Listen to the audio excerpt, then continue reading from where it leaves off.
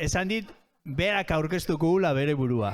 Ni bakarrik esango bea, Joseina Etxeberria dela, ataundarra, irrati esataria, baina horretaz aparte musika be pintzatzen do, idazlea, aurkezlea, nik uste dut kazetaritza musikaleko Euskal Herrian aintzindaria izan dana, berari esker, hainbat belaunaldik zenbat gauza ikasi ditugu musikari buruz, euskal musika eta kanpoko musikari buruz, eta gehiagorik badabe, beak asko aukera kontatzeko, bera?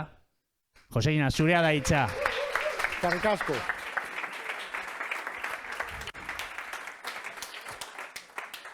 Ez dakit ez da nondik hasi ere kasu honetan, Ze lehendabiziko golpe izan da, aurkezpen egin eta zurina altxatu denean. Esan dut, ostras, zutik egin behar dugu gainera? Nik bizi osoa eserit egiten dut. Eta gero Jon etorri da zuti, gero Afrika zuti ez dantzan egin dut, eta bapatean irratian apalankatuta egoten den bat hemen izketan. Bueno, a ber, lehendabizi, barkamena eskatuko dizuet, igual haiek azkar hitz egin duten, nik oraindik ere azkarrago hitz egiten dut. Bazakit, irratiaren deformazio profesionala izango da. Irratian zerbait gorrotatzen baldin bada utxunea da, ze gaur egun irrati digitalekin eta hola, ja beste posibilitate batzu daude, baina garai batean irratian utxune bat baldin bazegon, jendea pentsatzen zuen, galdu du frekuentzia eta segituan hasten ziren beste bat bilatzen.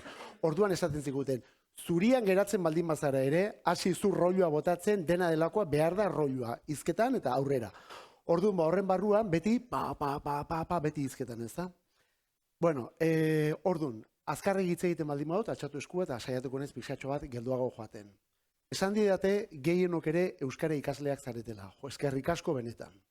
Eskerrik asko benetan, ez dakizu ze ilusio egiten didan, gaurko bezalako egun bustit euritsu batean, ni bezalako giro euskaldun batetik datorren persona bat, ona portura etorri, iluntzean, hotz eta egun ezatsegin honetan, horren beste jendearekin hemen topo egitea. Benetan, eskerrik asko, ze, bueno, beti anekdota bera kontatu du, baina da nire biziko anekdotarik importantenetakoa. Bueno, nik 57 urte ditut, hauetan veteranoan ez dudarik gabe, denak hasieratik ezagutu ditut, orain harinez Jon ezagutzen, eta 57 urte hauetan, egin ditut 28 urte gaztea irratian, hasieratik, 90 urtean sortu zenean ja hor nengoen, eta egon nintzen hor, 28 urte, 2017-16 urtera arte gutxi gora bera. Eta gero horren ondotik ja orain Euskadi Irratian nago. Eta gazteako urte horietan, behin, Arantxa Iturbe lankideak esan zian, deitu ziola Argia aldizkarian testu bat idazten zuen bertsolari batek. Bueno, ez dut izena esango hori, baina bertsolari bate deitu ziola, eta esan zian, jos, eskatu diate zure telefono zenbakia, elkarrezketa bat egin nahi dizu, eta aber preste egongo zinaken holatez. Bai, nik preste nago, eta gero esan zian, kontuz, oso kainerua da, eta pixkat egurra emango dizu.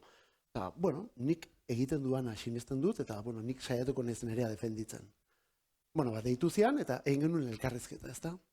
Eta elkarrezketa hartan, hainbat gaien artean, atea zen kontu bat, hemen, zurinek atera duena, ezta? Zuek momenturen batean izan dezakezuela lotsaren bat, edo ez dakit, jendaurrean euskeraz aritzearen inguruan, kezkaren bat, edo norbaitek kritika egingo dizuela, edo parre egingo dizuela, ez duzuelako euskera itxi eta jatorra eta lotua egiten. Ni, herri euskaldun batean jaio nintzen, familia euskaldun batean hasi naiz, nire emazte euskalduna da, nire arreba euskalduna da, nire alaba euskalduna da, giro euskalduna, ni ehun osoan lankideak, nire lan euskeraz da, ehun guztian lanean zari naiz, euskeraz zari naiz. Hala ere batzutan euskera kritikatu egiten diate. Beraz, venga, aurrera. Aurrera goaz eta inongo problemari gabe gainera. Eta, bueno, arek esan zian, gauzen artean etola esan zian, jozuek euskeraz ari zaretenean etola, erderak asko sartzen dituzue, erderara asko jotzen duzue, ez gaztelerara bakarrik, ingelesera ere bai, eta beste hainbe gauzetara. Eta nik esan nion, begira, egia da. Egia da, baina hor bade esaldi bat, Joxan Hartzek, ez doka 13 garaian ospetsu egindakoa, hizkuntza bat ez da galtzen, ez dakitenek ikasten ez dutelako, dakitenek erabiltzen ez dutelako baizik. Eta, bueno, horrek bere egia badu, baina enuk esango niretzako egi osoa duenik. Nire ustez, hizkuntza bat ez dakitenek ikasten ez dutenean ere galtzen da. ikasten horretan ere beste jarraikortasun bat ematen delako. Eta horren inguruan nik esaten nion, nik euskal gizartean, edo Euskal Herriko gizartean, 3 gizatalde nabarmen ikuste ditut. Bat, euskaldun jaio garenak eta euskeraz bizi garenak, beste batzuk, erdaldun jaio direnak, baina euskerarekiko atxekimendu minimo bat badutenak, sentitzen dira, euskeraren inguruan kezka dute eta gainera badaukate hor lotura, eta gero 3. talde bada, euskerari erabat bizkar emanda bizi den jendea. Euskera lotzen dutena, jarrera politikoekin, egoera sozialekin, eta beste hainbat gauzarekin, eta hori gainera ikuspuntu ezkor bat daukate gure hizkuntzaren inguruan. Ziurrenik momentu hontan oraindik ere 3. talde horrekin ezin da ezer egin. Baina 2. talde hori kriston importantea da guretzat. Nik benetan esate dut, ni euskaldunentzako ari naiz, eta nik euskal kantua jartzen ditudanean, edo nire aurkezpenak euskeraz egiten ditudanean, euskal gizartearentzat ari naiz. Baina era berean, keinu minimo bat egiten baldin badut, txikiena izan da ere, erdal mundu horrentzat, baina euskerarekiko atxikimendu minimo bat duen jende horrentzat, hor gerturatutasun bat sortzen dut, hurbiltasun bat sortzen dut, beraien eta erabat euskaldun garenun artean. Eta orduan esaten nuen, begira, nik hau ikusten dut, ezinbesteko lan modura. Gu gara, gure armada honetan, frentean dagoen taldea. Gu gara, aurrean dagoenaren gana hurbilduko dena. Gero etorri daitezela nahi baldin badute, berria, argia, Euskadi irratia, ez da gizem bat medio, beren euskara jaso, lodi eta horrekin. Horiek beren lana eta beren lekua dute. Baina hori baino, kasi importanteago egiten zait, gu egiten ari garen lan hau, hurbilketa lan hau. Ez dezatela sentitu haiek gu arrotzak garenik. Ze haiek gu ez gaituzte behar. Jende erdaldunak gu ez gaitu behar. Uniberso oso bat daukate beren eskura. Aldiz guk beraiek behar ditugu. Nik lehenago esaten nuen kontu argaitik, ezta? Behar ditugu berriz ere euskaldun berriak gure artean. Eta orduan, burruka horretan da nik betidanik sinistu dudan kontu bat, eta oraindik ere horri eusten diodana, ezta? Ikusi dut hemen, pizkatxo bat harinago jarrita, gure historiak eta kontatu ditugula, nik ere kontatuko dizut orain pizkatxo bat nire historia. Ni Ataune jaio nintzen, 1978an, apirilean jaio nintzen, ni Parisetik ihes egin nuen, justu hango maiatz ospetsu iritsi baino lehenago, lastima. Ze niri iraultzak etolako gauza beti gustatu zaizkit, 1978an Ataune jaio nintzen, gainera Ataun oso herri txikia da, Gipuzkoan, Goierrin, oso euskal giroan, eta horrela. Eta segituan konturatu ginean gure edadeko neskek etola kasu handirik ez zigutela egiten. Haiek beste mutil batzuk zituzten gustoko eta ez dakiz zer, eta guk, berehala konturatu ginean, bide berri batzuk topatu behar ditugu. Eta oraindik ez dut ahaztuko, arratsalde hartan, orduntxe hasi ginen gu ingelera ikasten, arratsalde hartan nola etorri zen gelako lagun bat, Ander Rodríguez, bizi guztiko laguna, eta Anderrek nola esan zuen, nire anaia Txemak erosi du talde amerikar bat, disko erosi du, eta dia tipoak itxusiak, eta dana hola. Eta zein da taldearen izena? Ramones. Eta esan, baina Ramones amerikarra ez da posible, izango dia espainolak, ez, amerikarra dia. Bale, joango gara gero arratsaldean diskoari ikustera. Eta zan, 1979an atera zen It's Alive izeneko doble, bikoitza, zuzenean, Londresko Rainbow Theateren garabatua. Nik diskure entzun nuenean, esan nuen, hemen dago nere bizitza. Hau da nere rolloa. Ordurako entzuten dituen musika batzuk, Status Quo, eta, Bonnie M, eta irratian jartzen ziren gauzak etolako, ez? Baina, hor ikusi nuen hemen bide bat irikitzen zain, ezta? Eta orduan, Ramones hori grabatu nuen, nik diskura entzun nuen, egunak ematen dituen entzun. Oraindik ere, orain ja beste sistema batzu daude, baina garai batean CD-ak eta atera zirenean, eta Disman aipatzen zuena Afrikak momentu batean, ni oporretara joaten itzanean, beti eramaten nuen Ramonesen It's Alive diskoa. Baina duela 10 urte, eramaten nuen. Inoiz zenuelako jakiten ze momentutan ezagutuko nuen Ramonesen inguruko norbait, eta etorriko zitzaiela, piztuko zitzaia nerbioa, eta benga, Ramones entzutera, ezta? Eta orduan, banda horrek iriki zizkian hainbat eta hainbat bide, eta gero, ja badauzkazu senide zarragoak, edo lagunek badauzkate senide zarragoak, eta konturatzen zara, haiek entzuten dituztela Deep Purple, Led Zeppelin, Genesis, eta beste hainbat talde. Eta esatu dizute gainera, Ramones kaka badia. Ze bi akordeko kantuak egiten dituzte, kantu guztia berdina diat, ez dakit zer. Eta orduan esatu, nik ere entzumar ditut beste gauza sofistikatu horiek, ez da? Eta hasten zara gauza landuagoak eta ezberdinagoak entzuten.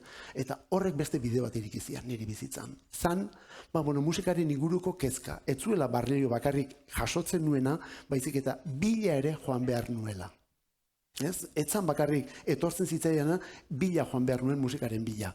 Eta hori baita ere bizitza guztian aplikatu dut. Bizitza guztian egin diot kaso, ez jaso bakarrik etortzen zaizun horri, baizik eta saiatu ea horren inguruan edo hori nondi datorren jakiten etorrelako gauzak egiten. Orduan musika zaletasuna gora eta gora zijoan, estilo ezberdina zetozen, karo, Lemezi Ramones, Deep Purple, Led Zeppelin, gero horren ondotik rock progresibo guztia, Pink Floyd, etorrelako talden eskutik etola, eta gero hortik jazzerako jauzia, eta jazzetik klasikorako eta ez dakizerretola. Orduan, 18 urten euskenean gutxi gora bera, batez ere musika klasikoa, jazz, etolako gauzak entzuten dituen. Bilbon ikasten ari nintzen, kazetaritza ikasten ari nintzen, eta kazetaritza ikasten ari nintzen, ez nik neuk kazetari izan nahi nuelako, baizik eta nire arrebak aurretik kazetari izan nahi zuelako, baina gurasoek ez zioten ikasten utzi. Zu ataundik Bilboraino ez zara joango kazetaritza ikastera, ikasi beste zerbait, eta azkenean filologia bat egin behar izan zuen Donostian. Eta ni orduan, kazetaritza ikasten, Bilbon, ez da? Eta hemen hartzen nuen parte, Bilboko irrati libretan, Txomin Barullon, Gramola irratia Saninazion, eta olakoetan, musikarekin eta ez dakizerretola. Eta opor batzutan, eguberri batzutan, etxera joan itzanean, 89an, amak esan zian, badakizu Euskadi irratian ari direla esaten jende gaztea behar dutela musika aurkezteko, mekauela letxe. Hartu nuen telefonoa eta deitu inun. Eta esan, begira, ja demoraz kanpo zabiltza, ze justu gaur bukatu da, ez dakizer, apuntatuko zaitu, baina igual deituko dizute, ez dakizer, deitu intziaten. Eintzizkiaten galdera batzuk etola, esan zaten, ze musika, hola, zu preste hongo zinake lokillo aurkezteko edo, ez dakit, Gabinete Caligari, Radio Futura, eta lako, barkatu nik klasikoa eta jasa entzute dut. Zergatik ez, nikolako gauzak ere entzun izan ditut, eta ez dakit zer. Handik sortu zen Gaztea irratia. Eta,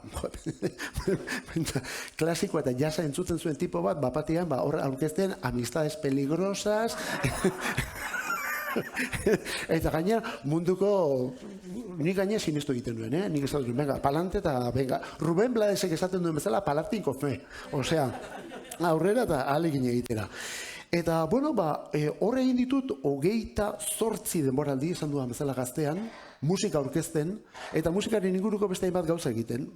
Esate baterako, behin Akelarre taldekoak elkarrezketatu nituen. Eta elkarrezketatu nuen Marko Juaristi, Akelarre taldea zen, 60ko hamarkadatik dator, baina batez ere 60, 60 eta 80ean plazagiroko talderik importantenetakoa.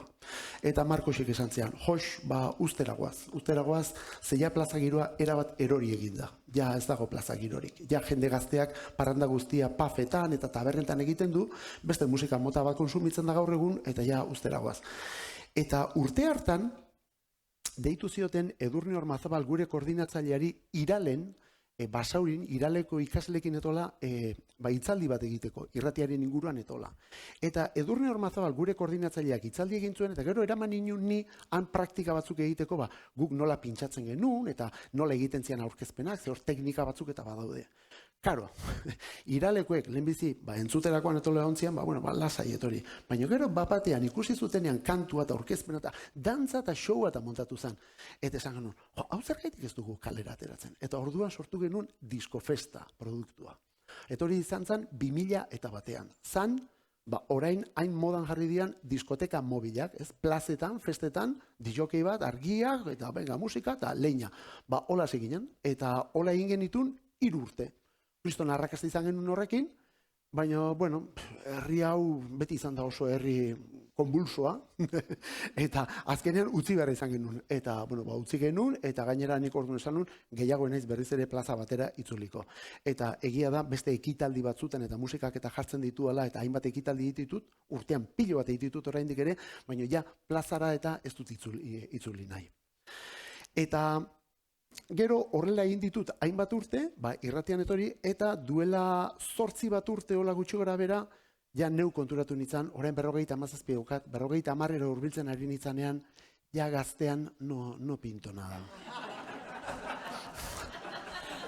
Kao, eske, neuzkan, Jon bezalako lankideak neuzkan. Eta, jo, nik esaten nuen, kago la leche, osea, ez da posible... Eta etxean esaten nun, ez? Eta arrebari esaten nuen, nire arreba irakaslea da, eta arrebak esaten zea, baina hori normala da. Ni ere noa urtea gero gehiago, eta ikasleak daude beti leku berean. Eta distantzia gero eta handiagoa da. Eta esaten, baina zu problema, zuk daukazu abantaila bat, nik eta niretzako hori arazoa da. Eta zure abantaila da, zu zaudela irakasle rolean, eta hagi daude ikasle rolean. Nik aldiz, egon behar dut Jonen rolean. Eta,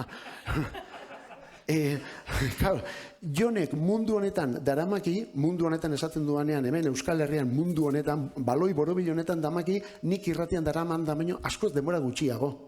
Eta orduan esaten nuen, ez da posible. Eta orduan horrek sortu zizkian alako kezka batzuk eta ardura batzuk etola, momentu batean, zuzendaritzako izan niela, nik uste ja beste leku batera bideratu behar nauzuela.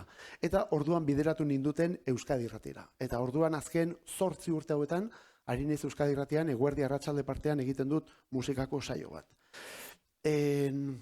Horren inguruan, ez dakit nola nabilen denboraz, ez dago denborarik. Flipatzen dut, hauen 15 minutok esaten dut, kapaz izango ez hori betetzeko? Trampa indiate.